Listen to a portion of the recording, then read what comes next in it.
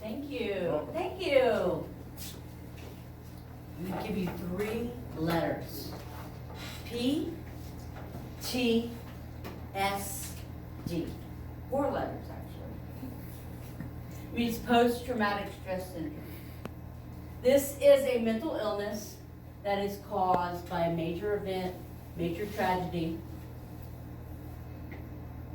and it causes severe anxiety, flashbacks, nightmares, remembering the event, not remembering the event, and just having flashes of the event.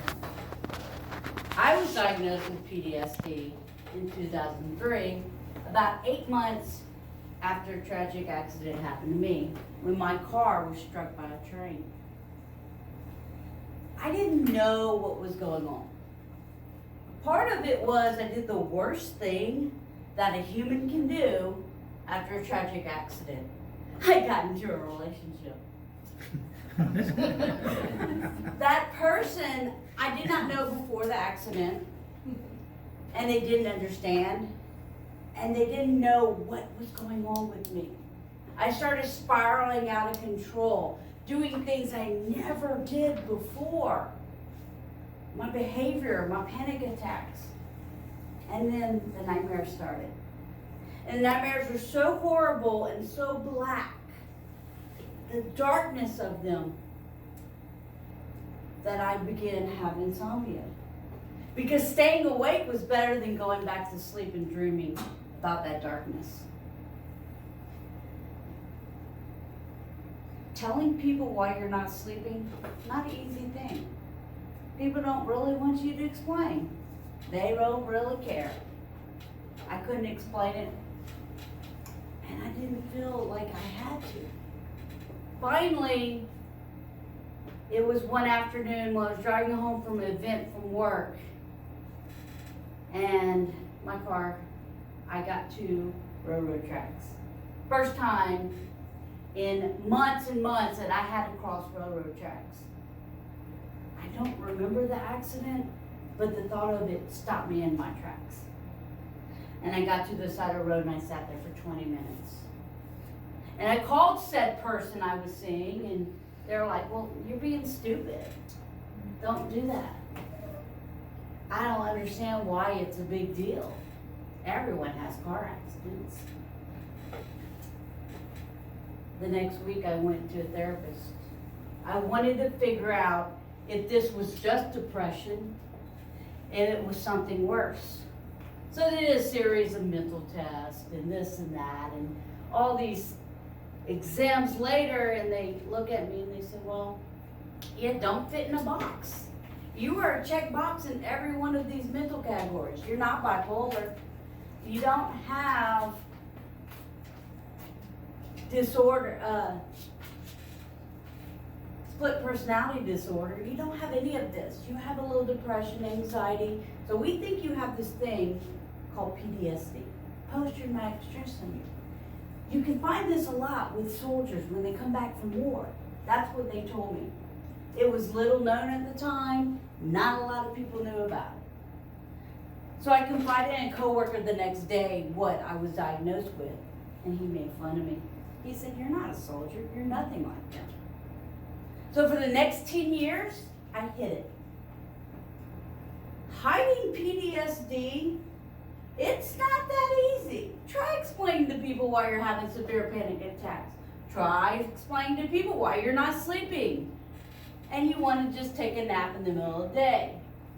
Try to explain to people why certain things you cannot do. They don't get it, and neither did I. I fought this privately for a while, came back to Lafayette in 2004, and my mom, no clue what's going on with you. You need to start seeing a therapist, and I did. So for several years, my therapist was the only one that knew. Now, I'm going to describe PTSD to you like this. Imagine you have a bowl, and we have spaghetti in that bowl, and that's your brain, okay? Then we put dirt on top of that spaghetti. So that's all the regular life events going on.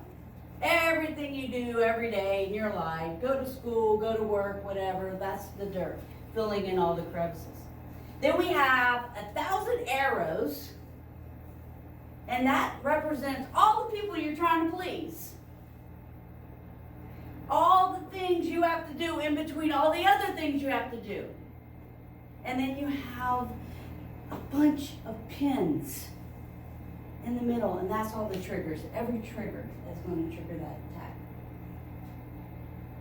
Next, we pour water on it, and that's us trying to live every day, and then put a cover on it. And that's the mask that we wear to try to act normal. And every day you wake up with this in your head, and it's all these thoughts going on, everything. So what I've done is, I put my foot down one day and said, I am not going to suffer from this anymore.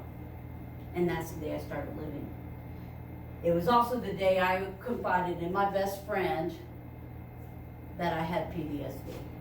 And the day that I confided in my friend Michelle was the day I started living again. I started telling people what was going on. I started getting understanding instead of people making fun of me for something they didn't understand. It opened up for me. Not everyone with a mental illness may not want to talk about their mental illness, but to me, if I can learn to live with it and not suffer from it, then I have to be transparent. And I have to tell people that it may be an illness just like people with diabetes. My sister gives herself a shot every day. It's something we have to live with every day. I have to take a pill the rest of my life to control my panic attacks. That's okay. I'm living with it.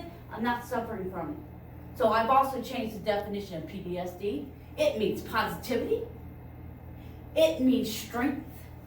It means toughness. And it means determination. I've changed the narrative. Because to me, you can throw anything you want at me, but I'm still going to bounce back. Thank you. All right.